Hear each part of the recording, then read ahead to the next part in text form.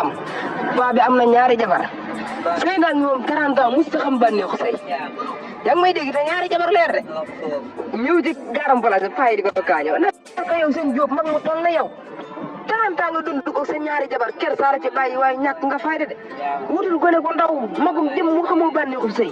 xone di convaincre paa bi ba paa bi takkoog ñetteel takk gone gu ndaw guddi yaa jot première guddi deuxième guddi ba kan gi miin ngan nga roos paa bi war a tëdd ndaw si takk na 40 fer wékk paa bi ñett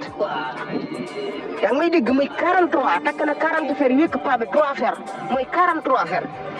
guddi daa jot ba 1h 2h ndaw si ne yóot buntu bi tëj caabi jëlaat caabi law be ko caabi law bi bu xamul mooy takk koo pare jëlu bant gàll ko ci kaw dañuy tëdd ba 2h 3h dañuy dégg yi wax waay ñu ne yow daa mel ne ay waxu la de jabar yi jóg nijaay lu xew lan la nijaay doom ji ñëw baay